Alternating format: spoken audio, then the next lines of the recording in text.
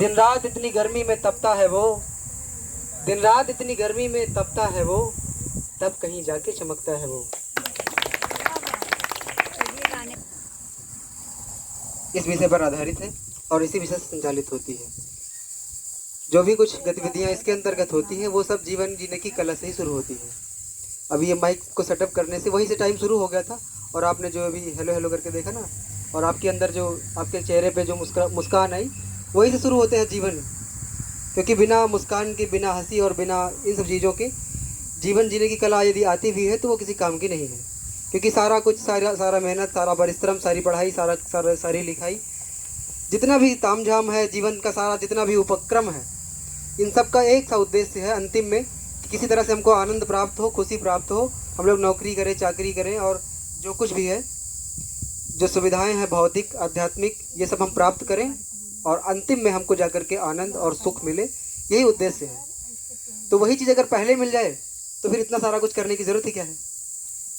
और अगर इतना सारा कुछ करके मिलता है तो वो और भी अलग सी बात है, क्योंकि बिना किए तो मिलना नहीं है। किसी को धरोहर में मिल जाती है, कोई बड़े ख़ानदान में पैदा हुआ है तो माँ बाप की दौलत वैसे मिल जाती है, कोई छोटे ख़ानदान में है तो उसको मेहनत करके वहाँ तक जाना पड़ता है। तो हम लोग ऐसे ही कहीं हैं, कुछ लोग थोड़ा आगे हैं, थोड़ा पीछे हैं, ऐसे मतलब आसपास में हैं। किसी को थोड़ा सा खुशी ज़्यादा मात्रा में है, किसी को कम मात्रा में है।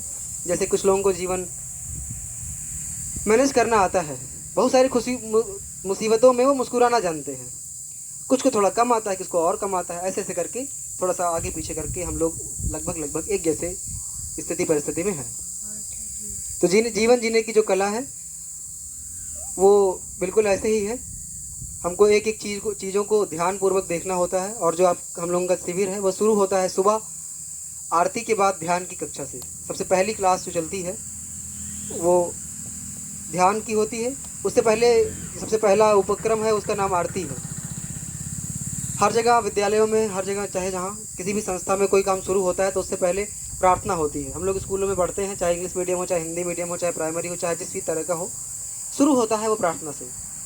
क्योंकि एक, अगर मान लो हम स्कूल गए हैं तो कुछ नया सीखने के लिए गए हैं। जब कुछ नया सीखने के लिए जाते हैं तो पुरानी चीज़ों को हमें भूलना पड़ता है ना। संगीतकार लोग ये कहते हैं कि अगर आपने कभी गलती से संगीत को गलत सीख लिया है तो आपको सिखाना ज़्यादा मुश्किल है, क्योंकि उसको मिटाने का काम करना पड़ेगा, और मिटाने के लिए जो इरेज़र है वो बहुत आसान नहीं है ना। और अगर आपने कुछ भी नहीं सीखा है तो सिखाना आसान है। तो कहने का मतलब ये है कि अगर हमारे अंदर कुछ भरा हुआ है तो फिर उसमें भरना थोड़ा सा मुश्किल है। जैसे एक गिलास में कोई चीज़ है, उसमें आप कुछ भरना चाहते हैं तो उसको पलटना पड़ेगा। जैसे मान लो किसी गिलास में तेल भरा हुआ है तो तेल आपको तेल एक बार पलटेंगे, गिलास खाली हो गया। अभी भी अगर आप उसमें डालेंगे तो तेल की कुछ बूंदें उसमें रहेंगी। मान लो तेल की गिलास में अगर आपको दूध डालना है, तेल आपने पलट दिया तो इतने से काम नहीं चलेगा। अभी भी उसमें तेल लगा हुआ है, उसको मांजना पड़ेगा, उसको धोना पड़ेगा, फिर उसको पोंछना पड़ेगा। अब आप उसमें जब दूध डालेंगे तो शुद्ध दूध रहेगा। तो इसी तरह से जब हम स्कूल जाते हैं या फिर कोई भी नया काम शुरू करते हैं तो हमारे दिमाग में बहुत सारी चीज़ें हमारे चित्त में ऐसे भरी पड़ी रहती हैं, उनको हमें खाली करना होता है। खाली करने के लिए सीधी सी बात है, एक प्रार्थना। प्रार्थना करते हैं तो हम अपने आप को गुरु से जोड़ते हैं, ईश्वर से जोड़ते हैं, माँ सरस्वती से जोड़ते हैं। तो जोड़ते जोड़ते क्या होता है, वो चीज़ें अपने आप खाली हो जाती हैं। वैसे ही जैसे मांजना, धोना और पोंछना ये सब होता है। तो एक कॉमन सी बात है जो हर विद्यालय में होती है, उसका नाम है प्रार्थना। वो अपने मन को खाली करने का नाम है। जैसे भी आपकी कोई भी क्लास चलती है, गायत्री परिवार में कोई भी कार्यक्रम होता है, हर कोई आता है, पूछता नहीं है, सबसे पहले आपसे कहता है आंखें बंद करो, उगते हुए सूर्य का ध्यान करो और गायत्री महामंत्र। एक क्लास में अगर 4 लोग आएंगे तो चारों लोग यही कराएंगे, उसके बाद अपनी बात शुरू करेंगे। आपके दिमाग में ये क्वेश्चन आना चाहिए कि क्यों ऐसा हर बार होता है, ऐसा हर बार क्यों? एक बार प्रार्थना होगी, बात खत्म, लेकिन हर बार वही गायत्री मंत्र, हर बार वही उगते हुए सूरज का ध्यान। कल अभी पूजा दीदी बोल रही थी कि हमारे दिमाग में क्वेश्चन आना चाहिए, हमारा दिमाग तार्किक होना चाहिए, है ना। अगर ऐसा नहीं हुआ तो हम बहुत सारे क्वेश्चन का आंसर नहीं पाएंगे। तो ये तर्क आना चाहिए कि हर क्लास शुरू होती है गायत्री मंत्र से, सब लोग गायत्री मंत्र, सब लोग गायत्री मंत्र, क्यों ऐसा है? तो जब ऐसे ऐसे क्वेश्चन आपके दिमाग में आएंगे तो आपको होगा क्या, अभी आपकी एक क्लास चलेगी क्वेश्चन आंसर की, उसमें आप प्रश्न पूछेंगे और आपको उत्तर दिए जाएंगे। तो इस तरह के जब क्वेश्चन आपके दिमाग में आते रहेंगे तो ही आप क्वेश्चन पूछ पाएंगे, वरना इसमें से 2 4 10 लोग क्वेश्चन पूछेंगे, बाकी लोग ऐसे चले जाएंगे। और जब क्वेश्चन पूछते हैं तो सबसे बड़ा फ़ायदा ये होता है कि जिसने क्वेश्चन पूछा होता है वो पूरे मन और पूरी एकाग्रता के साथ साथ सुनता है। बाकी सारे लोग सुने चाहे ना सुने, लेकिन वो जरूर सुनते हैं क्योंकि उन्होंने पूछा है। जिज्ञासा मन में आई है तो श्रद्धा भी मन में आ जाती है। कैसे? आपने पूछा है तो ध्यान से सुनते ही हैं, तो आपकी श्रद्धा अपने आप जुड़ जाती है। आपके अंदर एक जिज्ञासा रहती है, तो जिज्ञासा और श्रद्धा के बीच में थोड़ी सी एक रेखा है। जब बहुत तीव्र जिज्ञासा होती है तो श्रद्धा अपने आप उसी में आ जाती है, पूरे मन से सुनते हैं। जैसे प्यास बहुत कसके लगी हो तो पानी अमृत जैसा लगता है, और प्यास ना लगी हो तो एक घूंट पी करके लोग रख देते हैं इस तरह से। और अगर कुछ मिठाई नहीं है या फिर और कुछ नहीं है तो उसे कहते हैं प्यास नहीं है, पीएंगे नहीं। मिठाई है तो मिठाई खाने के लिए एक घूंट पी लेते हैं, बाकी नहीं। तो कुल मिलाकर के वो जो जिज्ञासा है वो श्रद्धा के आसपास की चीज़ है। अब हम लोगों की जो क्लास है जीवन जीने की कला, यही कह रहे थे। हाँ, एक बात क्लियर हो जाए कि हर बार गायत्री मंत्र क्यों? तो सब लोग कहते हैं कि उगते हुए सूर्य का ध्यान करो और गायत्री मंत्र, लेकिन कुछ लोग ये भी कहते हैं कि सर जी जैसे क्लास जब लेते हैं तो कहते हैं कि उगते हुए सूरज का ध्यान और गायत्री मंत्र सद्बुद्धि की प्रार्थना करेंगे गायत्री मंत्र बोलते बोलते। एक चीज़ देखिए, आप संगीत सीखने जा रहे हैं तो गायत्री मंत्र से शुरू करते हैं, उद्बोधन सीखने जा रहे हैं गायत्री मंत्र से शुरू करते हैं, कोई पढ़ाई है गायत्री मंत्र से, सब चीज़ गायत्री मंत्र से। संगीत सीखने जा रहे हैं तो उसमें कुछ सारे गामा पाधानी से शुरू होना चाहिए था, पढ़ाई सीखने जा रहे हैं तो वहाँ कुछ और प्रार्थना होनी चाहिए, लेकिन हर चीज़ शुरू होती है गायत्री मंत्र से। क्यों? सीधा सा कारण है, क्योंकि उसका जो अर्थ है वो सद्बुद्धि के लिए है, और सद्बुद्धि एक ऐसा शब्द है जिसमें सारा कुछ है, सब कुछ है। अगर हम मान लो संगीत सीखने जा रहे हैं और हमने गायत्री माता से कहा कि हे माँ मुझे सद्बुद्धि दो, तो जब आपको सद्बुद्धि आएगा तो ध्यान से सुनना आ जाएगा, ध्यान से आपको जज करना आएगा कि कैसे कौन सी उंगली कहाँ पड़ रही है, कौन सी बटन किस वाले हारमोनियम की बटन को दबा रहा है, पूरी एकाग्रता। तो सद्बुद्धि आपको सिखाएगी कि किस तरह से संगीत सीखना है। उद्बोधन की क्लास चल रही है, आपने सद्बुद्धि मांगा है तो आपको समझ में आएगा कि किस तरह से सुनना है। सद्बुद्धि आपको आ जाएगी तो आप एकाग्र होकर सुन पाओगे। कोई पेंटिंग सीखना है, आपने पेंटिंग सीखने से पहले माँ से कह दिया कि मुझे सद्बुद्धि दो, तो वहाँ भी आपकी सद्बुद्धि यही होगी कि आप उससे अच्छे से बहुत बारीकी से देख पाएंगे कौन से कलर कहाँ से क्या, ऐसी चीज़ें। तो कहने का मतलब इतना सही है कि सद्बुद्धि एक ऐसा शब्द है जिसमें सब कुछ है। इसीलिए गायत्री मंत्र जब हम करते हैं तो कहते हैं कि ये एक ऐसा कॉमन मंत्र है कि इसको किसी भी समय आप कर सकते हो। कोई भी काम करना हो आपको, अगर आपको उसका मंत्र नहीं मालूम हो तो गायत्री मंत्र बोलिए और वो काम आपका जो बाकी मंत्रों से होना है वो उस मंत्र से हो जाएगा। तो इसीलिए हर काम को शुरू करने से पहले गायत्री मंत्र। हम तो कहेंगे कि अगर आपको नहाने भी जाना है तो भी एक बार गायत्री मंत्र बोल के ही नहाइए। इससे क्या होगा, आपको ध्यान आएगा और बहुत सारी चीज़ें अंतर आएंगी, करके देखिएगा। वहाँ अयोध्या के बाबूजी कहते हैं कि अगर आप सोने जाइए, सोने से पहले गायत्री मंत्र करिए, पढ़ने जा रहे हैं उससे पहले गायत्री मंत्र करिए, प्राणायाम करने जा रहे हैं उससे पहले गायत्री मंत्र करिए। हर काम से पहले गायत्री मंत्र करेंगे तो हर काम से पहले आपके दिमाग में एक सद्बुद्धि आएगी, और सद्बुद्धि आ जाएगी तो फिर किसी और चीज़ की जरूरत ही नहीं है। तो इसलिए हर काम गायत्री मंत्र से शुरू होता है। आपको ये बात समझ में आनी चाहिए। अब जब धीरे धीरे आप करते रहेंगे तो अनुभव में चीज़ें आएंगी। कितनी भी बात आपको बताई जाए उतने अच्छे से समझ में नहीं आएगी जब तक आप खुद उसको नहीं करेंगे। कोई पूछे मिर्चा, आप पूछते हैं कि गायत्री मंत्र करने से क्या होगा, हम बताएंगे ये होगा ये होगा ये होगा ये होगा, दुनिया भर की बातें होंगी।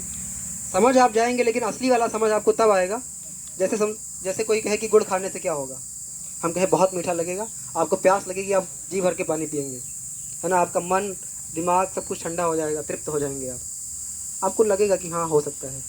लेकिन असली वाला जो अनुभव है जब आप गुड़ खाएंगे तभी मालूम चलेगा।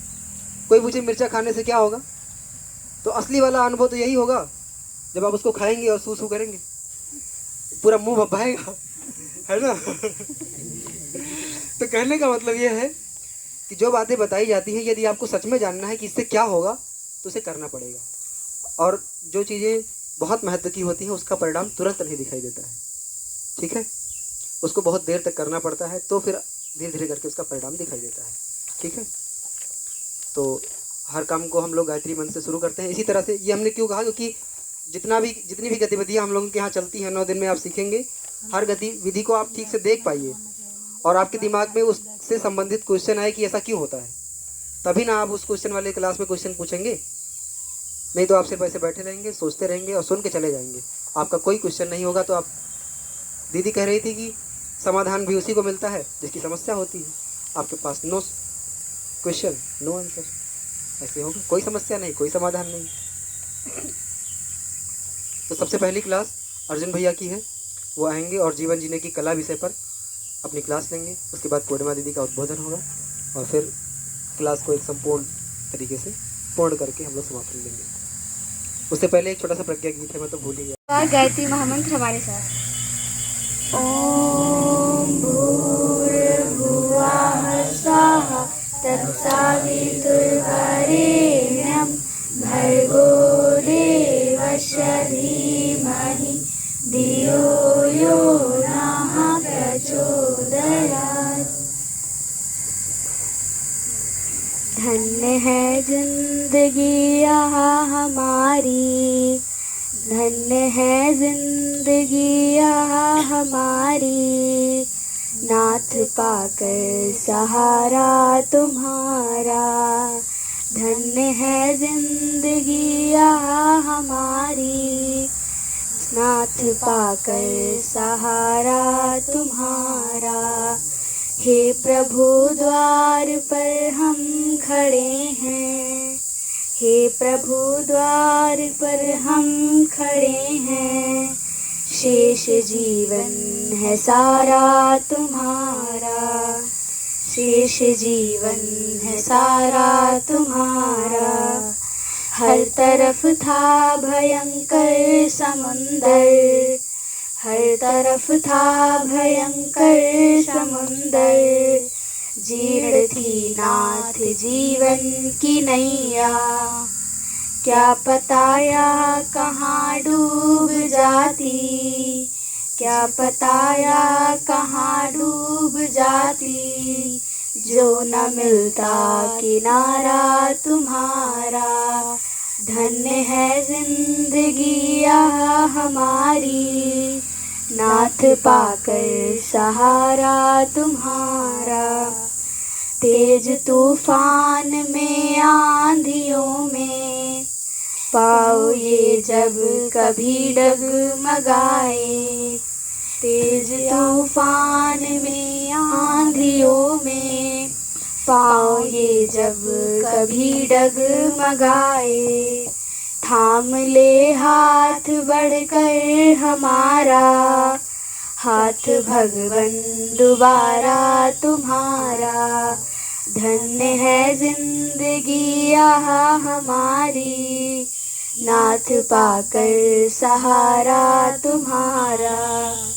पुत्र सा प्यार पाते रहे हम, पाँव निर्भय बढ़ाते रहे हम, जन्म जन्मांतरों तक रहे ये नाथ रिश्ता हमारा तुम्हारा। धन्य है जिंदगी यहाँ हमारी, नाथ पाकर सहारा तुम्हारा। बुद्धिवादों की जो भी मिला है, लोक हित में उसे हम लगाएं, ताकि भगवान हमारे लिए ही फिर खुला हो द्वारा तुम्हारा। धन्य है जिंदगी यहाँ हमारी, नाथ पाकर सहारा तुम्हारा। हे प्रभु द्वार पे हम खड़े हैं, शेष जीवन है सारा तुम्हारा, शेष जीवन है सारा तुम्हारा। अमर श्री उगते हुए स्वर्णिम सूर्य का ध्यान करते हुए ये भाव करेंगे कि उसका प्रकाश हमारे अंतरपटल पर पड़ रहा है और हमारे हृदय को, अंतरात्मा को प्रकाशित कर रहा है, और जो कुछ भी यहाँ हमें बताया जा रहा है हमारे चित्त में अस्थायी रूप से स्टेबल हो रहा है। ओम भूर्भुवः स्वः तत्सवितुर्वरेण्यं भर्गो देवस्य धीमहि धियो यो नः प्रचोदयात्।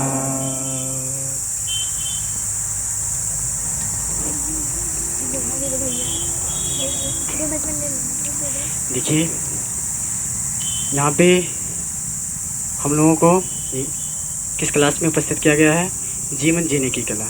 ठीक है, कल भी आपका जीवन जीने का क्लास चला था, आज भी चल रहा है।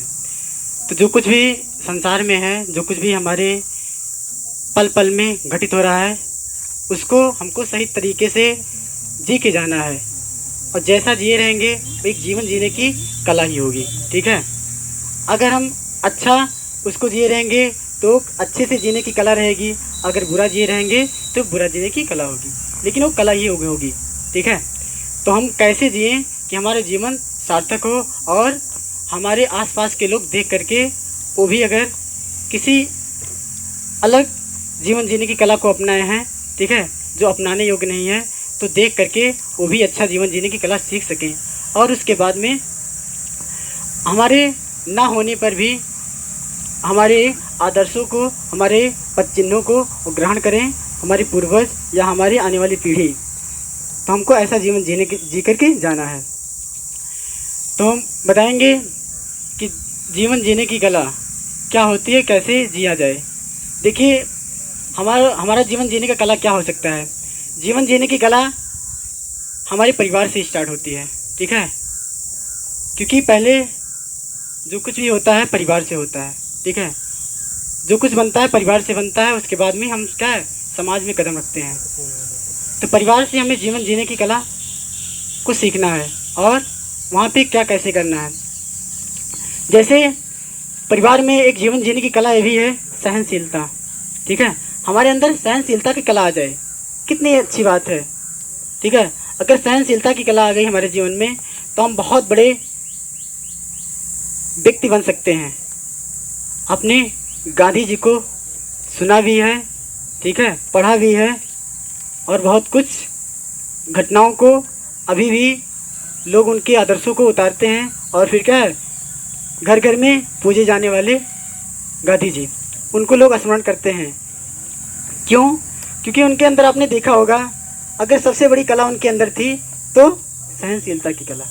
ठीक है, अब सोचिए, लोग परिवार की नहीं सहन कर पाते हैं, वो तो एक परिवार का नहीं, हमारे समाज का भी नहीं, एक अलग देश का, एक अलग देश के व्यक्ति आए, लोग आए, और क्या है अपने पूरे देश को प्रताड़ित करके रख दिए। गांधी जी को भी प्रताड़ित किए, जब पूरे देश को, तो गांधी जी भी उसमें। लेकिन कैसी सहनशीलता की कला उनके अंदर थी कि अगर एक थप्पड़ मारते थे अंग्रेज तो दूसरा भी गाल दे देते थे कि इस पे भी मार लो, और आपको इसी में ही खुशी है। ठीक है, क्यों? कि उनको पता था कि सहनशीलता में शक्ति है। ठीक है, और यही शक्ति से हम इनको अपने वश में कर सकते हैं, और जैसा कहेंगे वैसा करा सकते हैं। सहनशीलता की कला उनके अंदर थी। अगर वो चाहते, उनका एक ये भी सिद्धांत था कि हम अहिंसा के पुजारी रहेंगे, हिंसा नहीं करेंगे। ठीक है, उनका वो भी फॉलो होता गया, और सहनशीलता की कला उनमें डेवलप होती चली गई। तो जब वो दूसरे देश के व्यक्तियों का सहन करते चले गए, तो अपने देश के, अपने लोगों का क्यों नहीं सहन कर पाएंगे।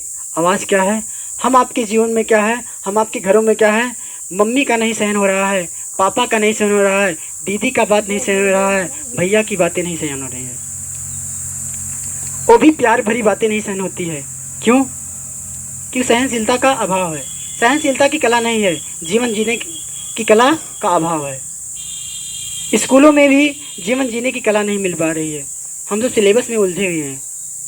अगर हम विद्यार्थी हैं तो क्या है, विद्यार्थी की एक अपनी कला होती है, विद्यार्थी जीवन में कैसे रहें। तो हम लोगों को सहनशील होना जरूरी है। ठीक है, और कहीं अनीति हो रहा है तो अनीति के लिए हम नहीं सहन करेंगे, उसके लिए हम कदम उठाएंगे, और बढ़ चढ़ के कदम उठाएंगे, और उसको पनपने नहीं देंगे। लेकिन अगर कहीं अच्छाइयाँ हो रही हैं, हमको थोड़ी सी बुद्धिमानी है अंदर कि नहीं ये अच्छा है,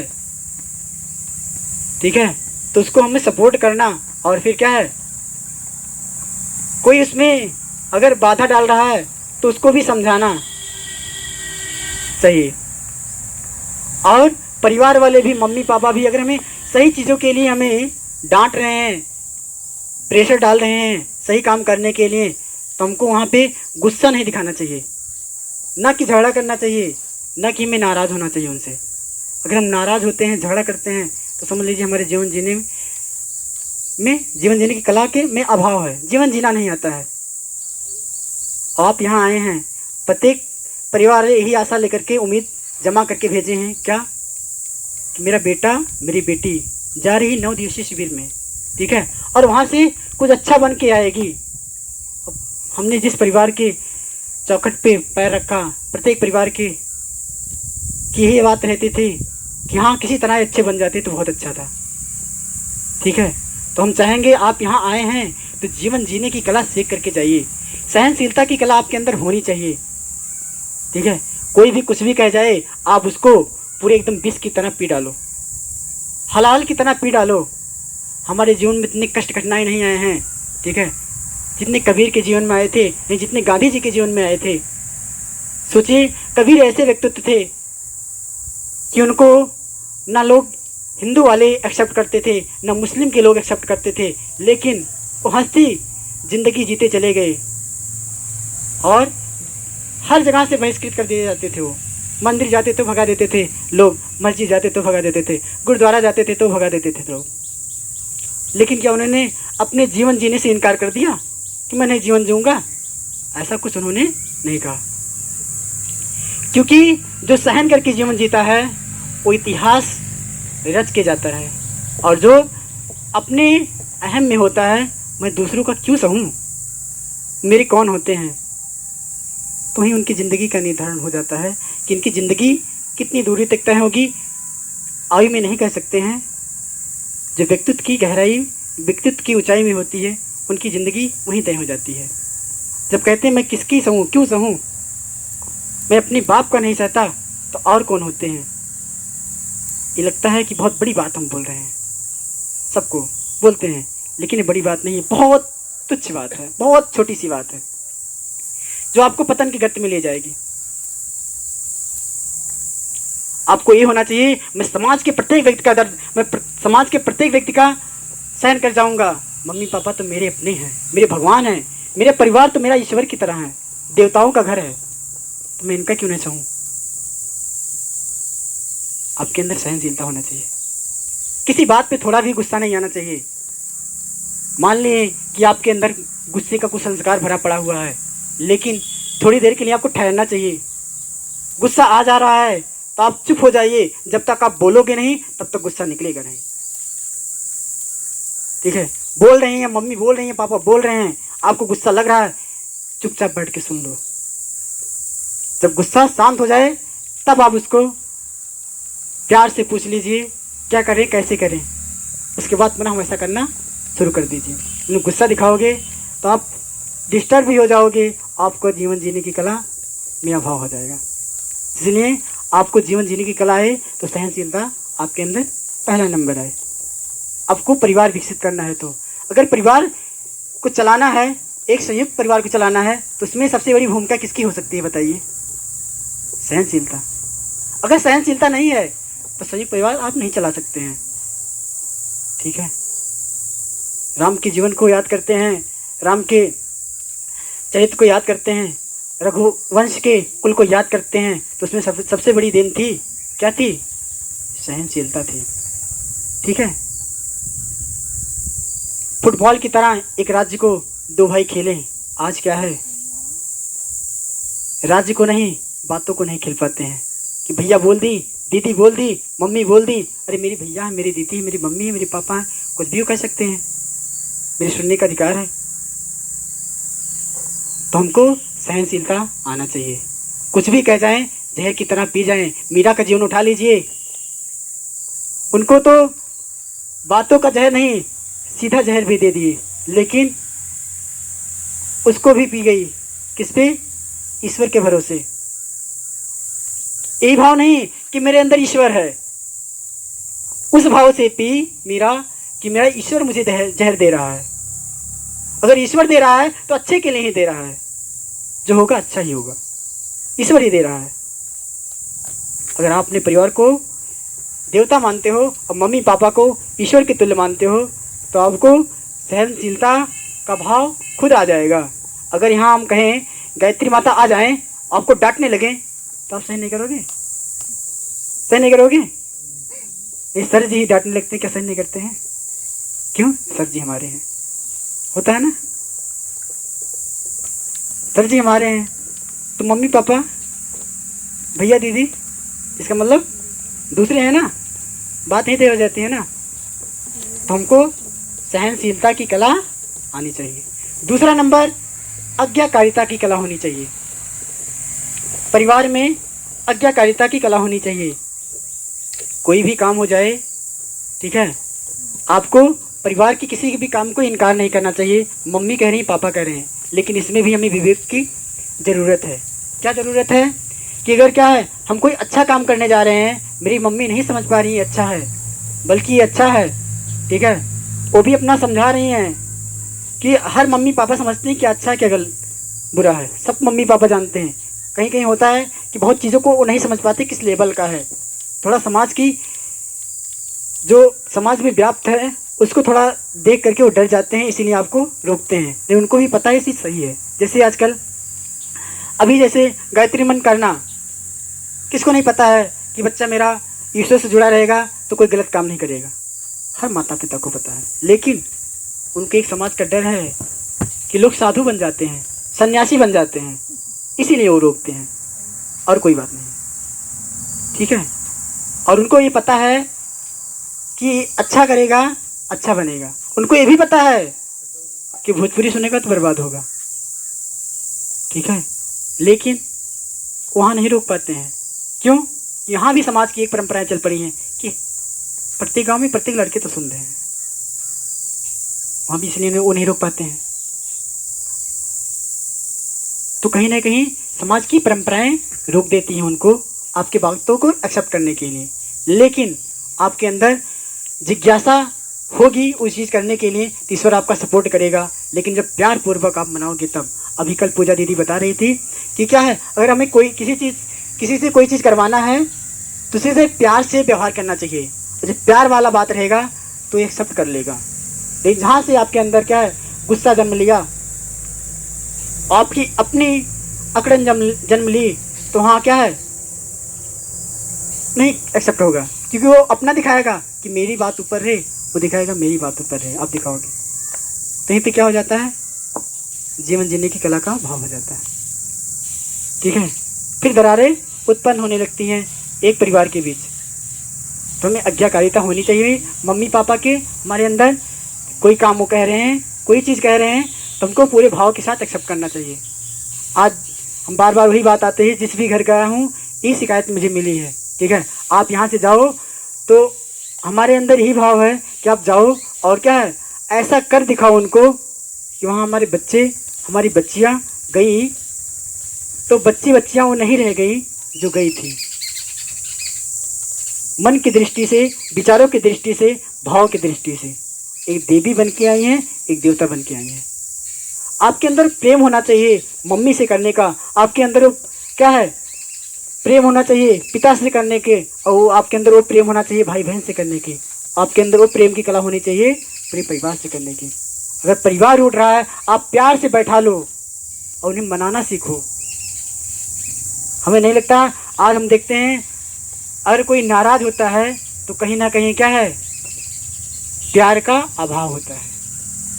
वो प्यार की चाहत में था लेकिन प्यार नहीं मिला तो नाराज हो गया, ठीक है, परिवार में।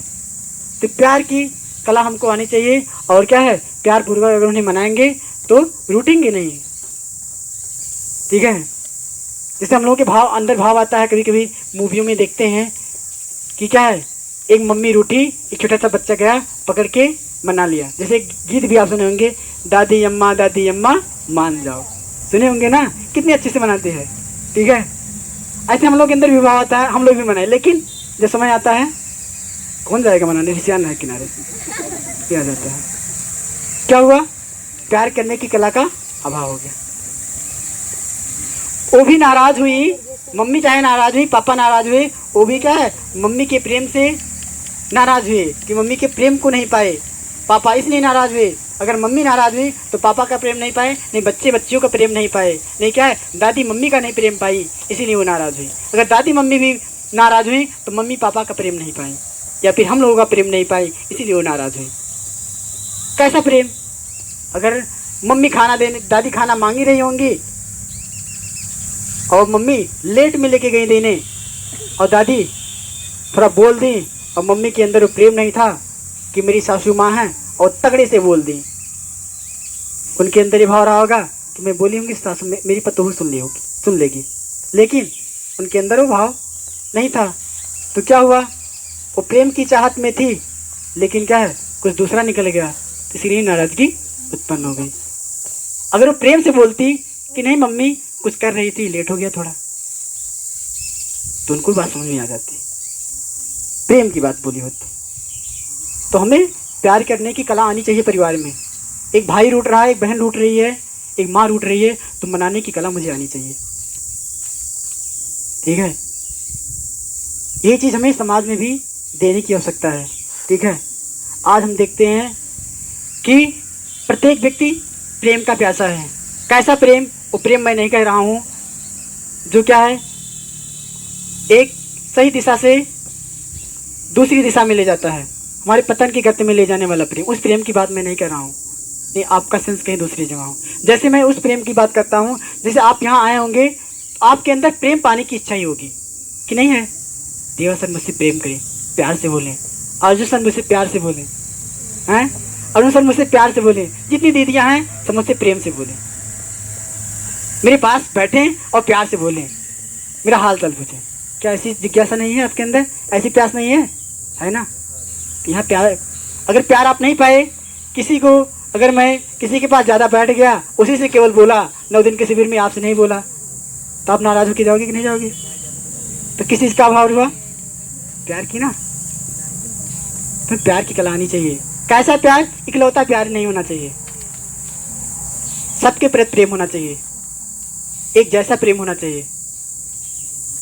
इन्हें क्या है, अभी जैसे यहाँ क्रिएटर एकेडमी के जाते हैं तो मैं क्रिएटर एकेडमी पे छाया रहूँ, बाकी जो अलग से आया है उनको पूछूँ ना, तब क्या होगा?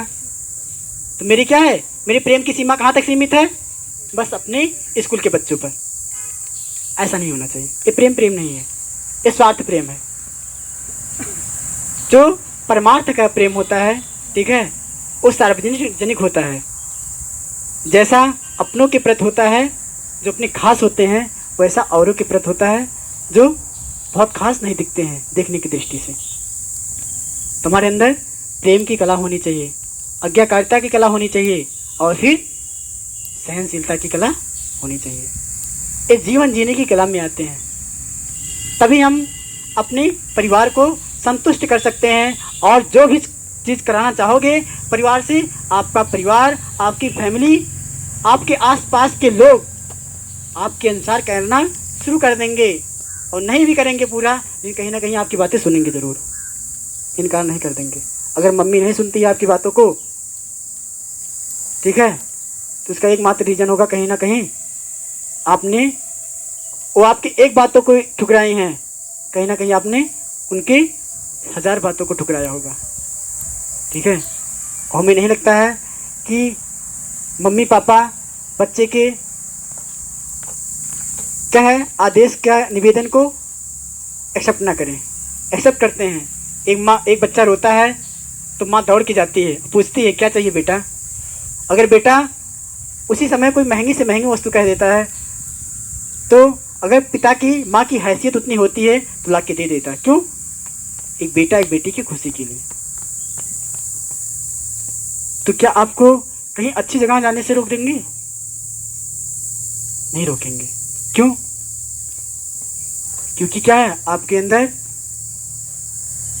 अगर रोकेंगे तो इसीलिए कि आपके अंदर वो कला नहीं थी, आप उनको मना पाएँ और अपने प्यार से उनको प्रोत्साहित करके अपनी बातों के एक्सेप्ट करा पाएँ। तो आपके अंदर ही कला होनी चाहिए। ठीक है, आप यहाँ से जाइए तो आप अच्छे बन के जाइए, ताकि फिर कभी आपको आना रहे तो कहना ना पड़े, उनकी कान के तले केवल ये आवाज़ जाए, नहीं वहाँ ऐसा कार्यक्रम है जहाँ मेरा बेटा मेरी बेटी गई थी इतना अच्छा बन के आई थी, आपके पास समय भी नहीं होगा आने के लिए, तो समय निकलवा देंगी वो। काम बहुत रहेगा, वो कहेंगे काम हम बाद में होगा, जाओ तुम वहाँ पहले। कब? जब यहाँ से बदल के आप अपने आप के जाओगे तब। अगर बदल के नहीं गए ना, कभी मैं भी जाऊँगा, ना ले जाओ भैया, गैर ही तब की, गैर है तब की। तो मैं भी शर्म से अपना सर नीचे कर लूँगा, और भी मुझे भी दोबारा कहने की हिम्मत नहीं पड़ेगी। ठीक है। आपके अंदर हम देखते हैं वो चीज़ समाया हुआ है, वो चीज़ आपके अंदर है कि आप आने वाले समय में बहुत बड़े काम करोगे। कि यहाँ जो लोग भी आए हैं अपने मर्जी से नहीं आए हैं। ठीक है। बार बार आप क्लासों में सुने होंगे, उस दिन भैया आए थे, बस्ती वाले भैया लोग, वो भी यही बातें कर रहे थे। दीदी आई थी, वो भी यही बात कर रही थी कि आप यहाँ अपने मर्जी से नहीं आए हैं, आप यहाँ बुलाए गए हैं। किसी का तो फॉर्म ही नहीं भरा गया था, व्यवस्था बनी आगे। क्यों? वो फॉर्म एक फॉर्मेलिटी था। जो गुरुदेव बुलाते हैं ना, न किसी फॉर्म की आवश्यकता पड़ती है, न किसी परमिशन की। लोग लाके खुद छोड़ के चले जाते हैं। ठीक है। हम और फिर छोड़ के चले जाते हैं, और आप यहाँ आकर के वो लाभ लेके चले जाओगे जब गुरुदेव आपको भेजे रहेंगे। आप प्रत्येक बातों को हम कहेंगे ध्यानपूर्वक सुनिए, आप लिख करके दिमाग में बैठा करके आप जाइए, और प्रत्येक दिन ये सोचिएगा कि क्या क्या वहाँ बताया गया था, कैसे मुझे करना है। ठीक है। परिवार में हमें जीवन जीने की कला कैसी आनी चाहिए, परिवार का कैसे माने। हम देखते हैं कि अगर आप पढ़ रहे हैं, मम्मी कह दी बेटा एक काम कर लो, हम नहीं कर मम्मी, हम पढ़ी तभी। क्या सीखे आप जीवन जीने की कला?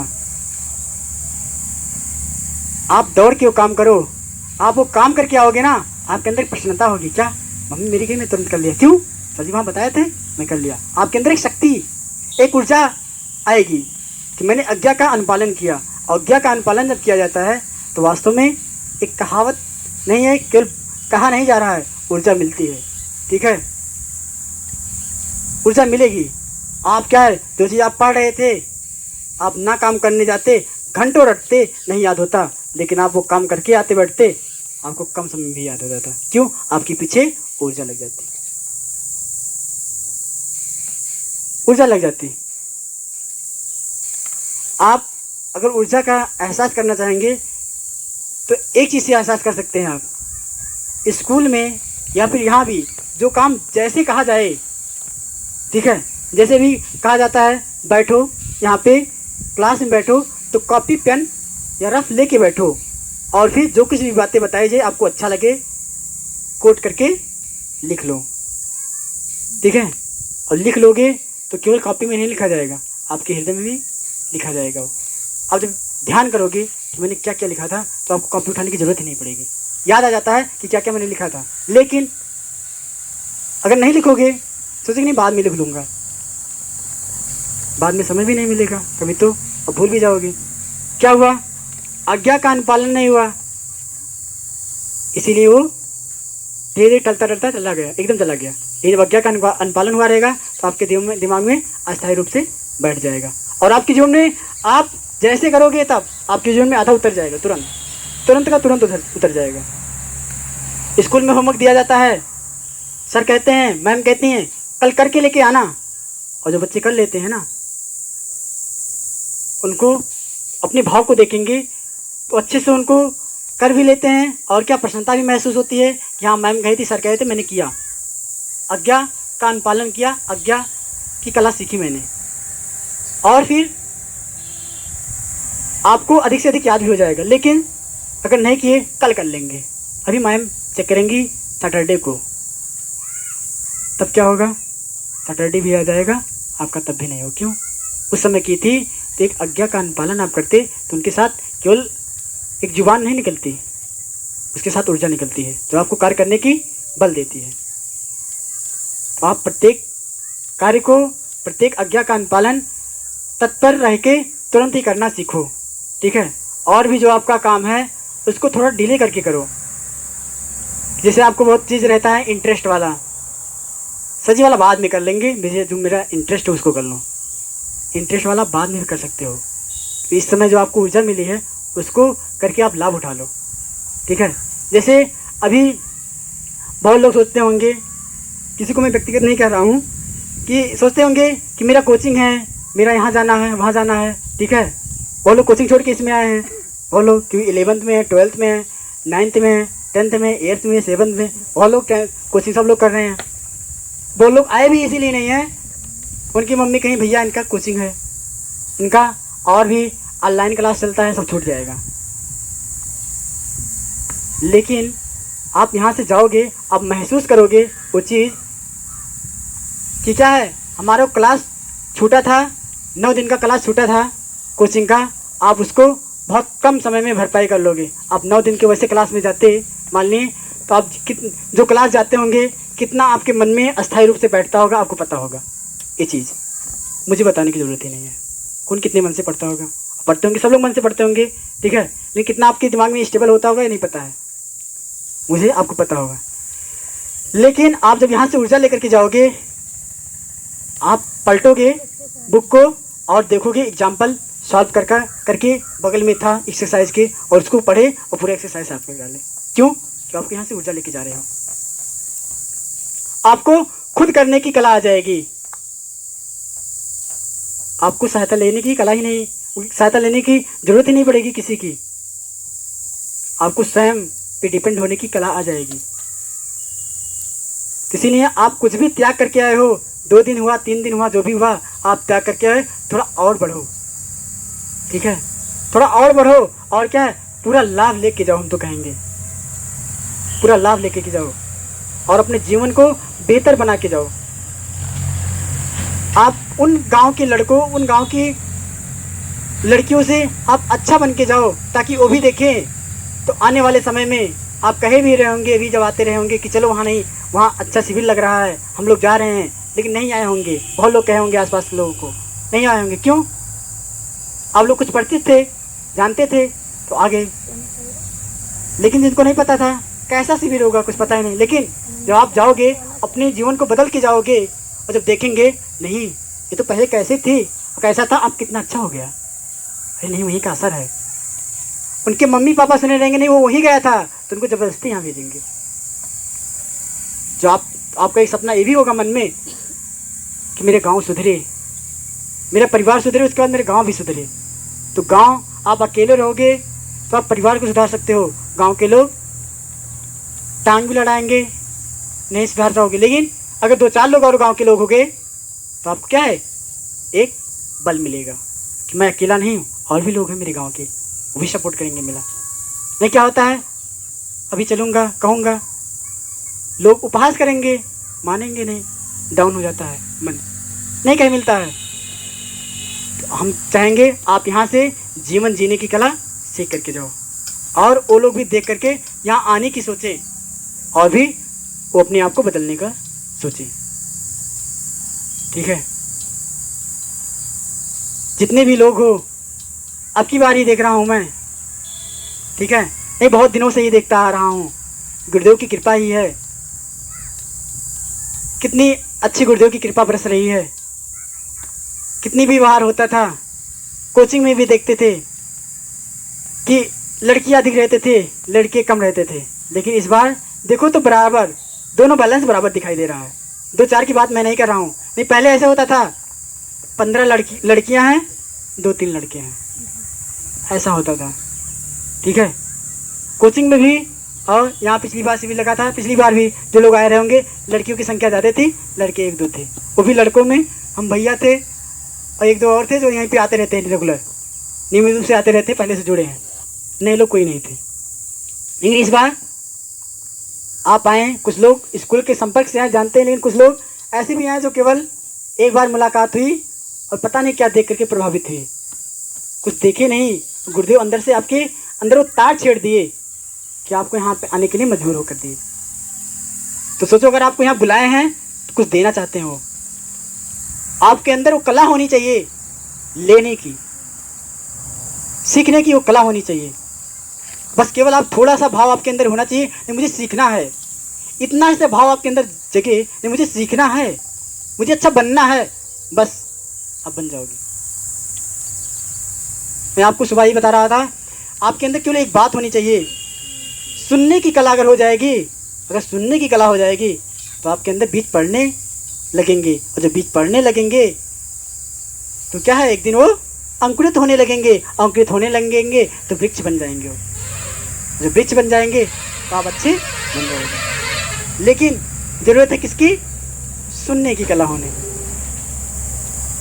हम नहीं कहते हैं कि जितनी बातें आपको बताई जाएंगी आप यहाँ से जैसे जाओगे तुरंत आपके जीवन में पूरा आ जाएगा, क्योंकि आपको बहुत चीज़ें बताई जाएंगी तो उसका मोमेंट वहाँ आएगा, वैसा क्षण आएगा तो आप उसको वहाँ पे अप्लाई करोगे ना। आप जैसे घर पे गए, आप सोचो कि नहीं झगड़ा वाला परिस्थिति तुरंत घर पे आए, तुरंत मैं सहनशीलता वाला अपनाऊँ, तुरंत नहीं आएगा ना, कुछ समय तो 4-10 दिन बीतेगा, महीना में बीत सकता है ना, तब आपको वहाँ पे सहनशीलता वाला लागू करना पड़ेगा। अब जाओ यहाँ से, सोचो यहाँ से निकलो रास्ते से, और नहीं कोई गरीब मिले और तुरंत मैं उसको बैठाऊँ और तुरंत छोड़ूँ, मुझे सहायता करने की कला आनी चाहिए, तुरंत मैं तुरंत अपनाऊँ, तुरंत नहीं मिलेगा। आपको उसको स्टेबल करके रखना पड़ेगा, वैसा मोमेंट जब आएगा तो उसको अप्लाई करना पड़ेगा। ठीक है, तुम चाहेंगे आप यहाँ से अच्छे बन के जाओ, ताकि आपके घर पे कभी भी मैं जाऊँ और कभी भी कोई जाए, गायत्री परिवार के सज्जन कोई भी जाए तो आपको देख करके, आपके परिवार को देख करके धन्य माने, और उसके अंदर एक जिज्ञासा से उठे कि क्या बात है इस परिवार में, कहीं से कुछ आता तो नहीं है। कहने का मतलब जैसे क्या है, अभी कोई परिवार अमीर हो, ठीक है, और गांव वालों को ना पता हो कि इसके परिवार में कोई कमाने वाला हो, ठीक है, और परिवार ग्रो करता चला जाए, लोग असमंजस बन रहे, अरे क्या बात है, कोई कमाने वाला भी नहीं है और बढ़ता चला जा रहा है, कोई तो बात होगी। ठीक है, तो वैसे कोई आपके द्वार पे पहुंचे तो उनको भी लगे कि क्या है, क्या ऐसी बात है कि इस परिवार के लोगों से मिलने के बाद एक सुगंध सी आ रही है, किसकी? सब विचारों की, अच्छाइयों की, और एक प्यार की सुगंध आ रही है। क्योंकि हम बार बार कहते हैं आज प्यार का भाव है। कोई किसी के घर आ जाता है कुछ मांगने के लिए, क्या मांगने के लिए? दूसरे लोग, अदर लोग वैसे कम ही आते होंगे भिक्षा मांगने के लिए, अक्सर गांव के लोग ही आते हैं मांगने के लिए, किसी चीज़ की, किसी वस्तु के उनके पास अभाव रहती है, वो भी पूरा नहीं मांगने आते हैं, मांग करके वापस देने की भी बात रहती है। लेकिन हमारे अंदर क्या कला नहीं होती है? देने की कला नहीं होती है। अभी बताया है ना, बुद्धि ओ देव हमें लोक हित में लगाएं। वही बात हुई फिर कि हमारे अंदर वो भाव नहीं है कि क्या है, हम आए हैं कुछ जाएगा नहीं, हमें दे के जाना चाहिए, और नहीं दे के जाएंगे तो लोग ले लेंगे, ये भाव हमारे अंदर नहीं है। अगर होगा तो क्या है, लोग मांगने आएंगे और प्यार पूर्वक लेकर आएंगे, आएगा मांगने कि भैया आपके यहाँ ऐसा है, ये चीज़ है, मुझे ज़रूरत है। आपके अंदर भाव रहेगा कि हाँ देना है, नहीं है भैया तेरी रुकिए बैठिए, कुछ देर बैठिए, मैं लेकर आता हूँ, आप खरीद के लेकर दे दोगे। क्यों? आपके अंदर भाव है किस चीज़ की? देने की कला की। और देने की कला की नहीं रहेगी, सामने ही रखा रहेगा, भैया इसी चीज़ की ज़रूरत थी, आपके पास है, ना ले जाओ भैया, ये ठीक चला तुरंत ना। क्यों? देने की कला नहीं है, बहाना बना लोगे। ठीक है, तो आप, हम कहेंगे देने की कला सीखिए, और फिर जितनी भी कला आपको बताई गई है, कल भी बताया गया होगा, दीदी ने बताया होगा, और आज जो भी बताए हैं, ठीक है, देने की कला, सहनशीलता की कला, आज्ञाकारिता की कला, और आपके अंदर प्रेम की कला होनी चाहिए। ठीक है, तो इन्हीं बातों के साथ अपने वाणी को विराम देंगे, और यही निवेदन करेंगे कि आप सब यहाँ जितनी भी चीज़ सिखाए जा रहे हैं, जितनी भी बताए जा रहे हैं, आप ध्यानपूर्वक सुनो, थोड़ी सी गर्मी सह लो। ठीक है, हम तो जानते हैं गर्मी है, बार बार मैं सोचता हूँ गर्मी है, बच्चे परेशान हो जाएंगे। ठीक है, लेकिन ये बात आती है क्या इसी लोहरौली में गर्मी हो रहा है? आपके घर पे भी तो गर्मी है, आप घर पे रहोगे गर्मी से मन भी उबता होगा, अरे कब मौसम ठंडा होगा, कब लेटिया आएगी और गाली भी दोगे, अरे लाल मैं नंबर के रह जरा, लेटिया आएगी होगा ना। लेकिन यहाँ क्या है, आपको ऐसा विचार भी नहीं आ रहा। क्यों नहीं आ रहा है? क्योंकि वैसा परिस्थिति भी नहीं आ रही है। बस यही बात आ रहा है कि गर्मी बहुत है, यही है बस, कि लाइट जा ही नहीं रही यहाँ से। अगर जा रही है तो आपको पता ही नहीं चल रहा है, और आपका दिन बीतता ही ना सही से, केवल बीतता सोने में, वो भी अच्छे से नींद भी नहीं आती गर्मी के नाते। यहाँ आपको नींद भी आ जाती होगी कहीं ना कहीं जा करके। अगर वहाँ नहीं आती तो बगीचे में आ जाती है, बगीचे में नहीं आ जाती पंखे के नीचे आ जाती है, और आपका पूरा समय का सदुपयोग हो जा रहा है। आप एक और चीज़ सीख रहे हो साथ साथ, क्या? समय का सदुपयोग करने की कला। सब कला ही है, और जब आप कला सीख लोगे तो आपका भला हो जाएगा।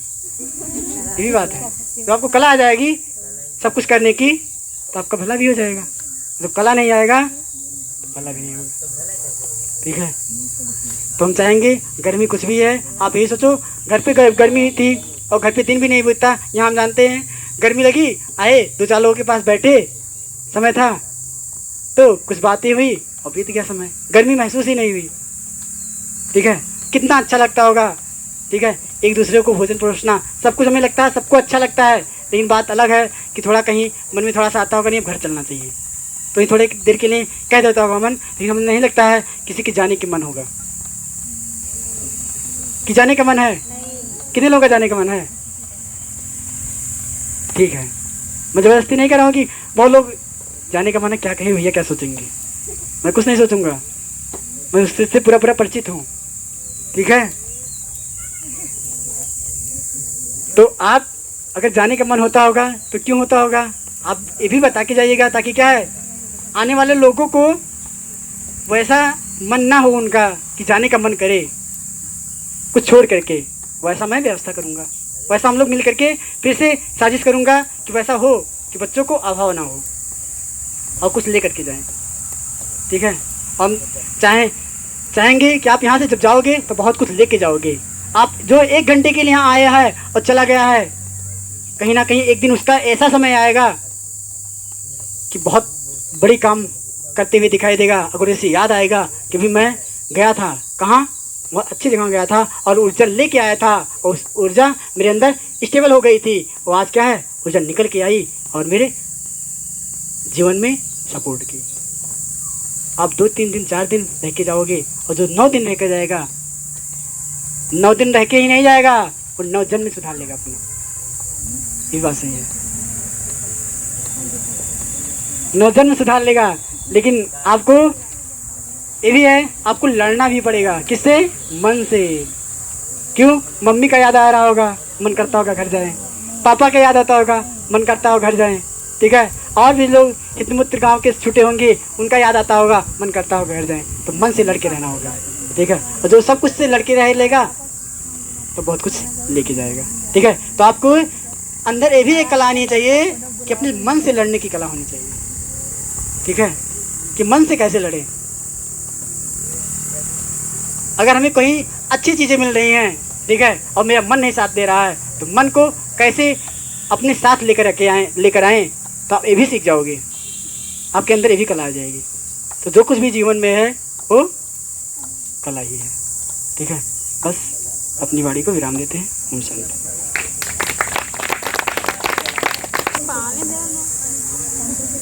बहुत लंबा क्लास आपका चल रहा है, थोड़ा सा पेशेंस रखिएगा, क्योंकि जब कुछ बड़ा पाना होता है तो कल की जो अनुभव अपने अपने में सर जी बता रहे थे कि बहुत कुछ अगर पाना है तो पहले खोना पड़ता है ना। अमीर होना है तो पहले गरीब होना पड़ता है। अमीर तो वही होगा ना जो पहले गरीब है। आपको पता है कि या तो सूरज चढ़ता है या तो फिर उतरता है। अगर आप नीचे हैं तो आप चढ़ेंगे, जाहिर सी बात है। अगर आप ऊपर हैं तो आप नीचे उतरेंगे। आपकी अच्छी बात यह है कि आप नीचे हैं और आप चढ़ रहे हैं। चढ़ने की आपकी पूरी छूट है, कहाँ तक चढ़ सकते हो आप, जितना आपके पास पेशेंस हो, है ना। और अच्छी बात तो यही है, तपन है, आपने बहुत कुछ छोड़ा है। सबको घर की याद आ रही है, पक्का याद आएगी। दिक्कत की बात नहीं, घर पे रहते हैं तो घर वाले कितने कीमती है, बहुत ज़्यादा फ़र्क नहीं पड़ता। लेकिन जब हम घर से दूर जाते हैं और ऐसी जगह जाते हैं जहाँ पे हमें शेड्यूल में रहना है, एक दूसरा अगर वो जगह चैतन्य है तो हमको बहुत संघर्ष करना पड़ता है। हमारा मन बहुत ज़्यादा साथ नहीं देता उसमें रहने के लिए। रहते हैं अच्छा तो लगता है, अंदर की आत्मा कहती है कि नहीं रहो, लेकिन बाहर वाला जो मन है ये बड़ा चंचल है। इस पर माया का असर बहुत तगड़ा होता है कि वहाँ रहते तो खेलते, ये करते, मोबाइल चलाते, कोई रोकता नहीं। यहाँ पे कहते हर 1 घंटे बाद एक क्लास, चलो क्लास में, हर 1 घंटे बाद कोई ना कोई उठाने आ जाता है। हाँ, थोड़ी सी बात कीमत समझ में आएगी तब जब आप घर चले जाओगे। मना नहीं कर रहा हूँ कि घर मत जाइए, पर ये बात मैं बोल रहा हूँ इसलिए कि याद करेंगे आप, है ना। कहते हैं कि सबके हृदय में आना चाहता हूँ, अब मैं जाना चाहता हूँ। तो कहने का मतलब यही है, जाके ऐसा मत करिए। जो लोग हैं, अगर आपको घर से परमिशन मिल गई है, गुरुदेव ने आपको बुलाया है और आपको तपन दी है, एक तपस्या का हिस्सा आपके बीच में आया। पिछली बार जो शिविर में आए थे, कोई पंखा नहीं, कोई इन्वर्टर नहीं, लेकिन पहली बार में किस तरह से एकता दीदी थी उसमें और सलोनी दीदी थी, लेकिन फिर भी, और इस बार तो सारी चीज़ें हैं, लेकिन फिर भी तो किसी भी तरह से शिकायत नहीं करिए। एक छोटी छोटी बात मैं आपको कहता हूँ, फिर दीदी का उद्बोधन है छोटा सा, छोटे से मैं अपनी बात खत्म करता हूँ। लड़कों के लिए एक बात ज़रूर कहूँगा, है ना। आज 21वीं सदी है, नारी सदी है, नारियाँ आगे जा रही हैं, नारियों को हमें सम्मान करना है क्योंकि हमारी बहन है, ठीक है। हम अगर इनको आगे नहीं ले जाएंगे तो जाहिर सी बात है कि हम अपने कर्तव्य को ठीक से नहीं कर पा रहे हैं, ठीक है। इसमें ज़्यादा कुछ नहीं है। अगर मान लो, चलो हम किसी, जो यहाँ पे आई हैं बहनें, ये हमारे घर की नहीं है, हमको इतना अगर लगता है, तो कम से कम जो हमारी मम्मी है, ये तो किसी के घर पे किसी की बेटी रही होंगी, किसी की बहन रही होंगी, तो अपनी मम्मी का जिस तरह से सम्मान करते हैं, अगर मम्मी का सम्मान अच्छे से कर ले गए तो जाहिर सी बात है कि वही वाला सम्मान फिर धीरे धीरे बढ़ेगा, फिर वही सम्मान दीदी में आएगा, फिर वही सम्मान आपके साथ पढ़ने वाले किसी लड़की में आएगा। आपको लगेगा कि नहीं, वही बात तो है, जो मेरी घर पे बहन है वो, ये बहन भी तो वही है। धीरे धीरे ऐसे विकसित होगा। जब आप किसी अच्छी जगह से जुड़ेंगे तो ऐसे होता चला जाएगा, आपको ज़्यादा करना नहीं रहेगा। तो कहने का मतलब यही है कि हमें बेटियों का सम्मान करना है, पर अपने आप को भी याद रखना है कि बेटी, हमारी बहनें देवियाँ हैं, तो फिर हमें भी देवता का किरदार निभाना है ना। इन्हें सुरक्षित करना है, इन्हें आगे बढ़ाना है और उनको बहुत समर्थन करके बहुत आगे तक ले जाना है। नहीं तो फिर कौन, मान लो मेरी बहन है, मैं किसी बहन का बहुत ज़्यादा वैसे अगर नहीं करता हूँ तो मेरी भी बहन के साथ वही होगा, है ना। अगर मैंने अपनी अच्छा देखो, एक बात है, अगर हम दूसरे की बहन को ऐसे नहीं मतलब बहुत सपोर्ट नहीं करते हैं, बहुत सम्मान नहीं देते हैं, तो अपनी भी बहन का नहीं कर पाएंगे। क्यों? जो चीज़ें आदत में नहीं है वो नहीं होती हैं। तो फिर मेरी भी बहन के साथ वही होगा, फिर उसकी शादी होगी और फिर उनके साथ भी वही बातें होंगी, फिर बाद में उनको दुख होगा, तो फिर बाद में पछताने से कुछ नहीं होगा। क्योंकि मुझे इतना पता है कि मन की नटखटता है लेकिन मन के सच्चे होते हैं, कोई कुछ भी कह ले लेकिन बच्चे अच्छे होते हैं। एक शब्द दूसरा आ गया, मैं सुनाता हूँ। मन की चंचलता है, नहीं थोड़ी सी नटखटता है, मन के सच्चे होते हैं, कोई कुछ भी कह ले लेकिन बेटे भी अच्छे होते हैं, है ना। क्योंकि हम लोगों को जो सिखाया किसी ने, वो कोई बेटे ही थे। सरजीत कहाँ से आए, कोई बेटी थोड़ी है सरजीत, है ना। अब हम लोग आपको कोशिश कर रहे हैं तो हम लोगों के अंदर भी वही बात है ना। तो कहने का मतलब ये है कि हम लोग अपने आप को भी ध्यान रखें कि हम लोगों का जो किरदार है वो देवताओं वाला है, हमको भी वो भूमिका निभानी है अपनी, ठीक है। हाँ।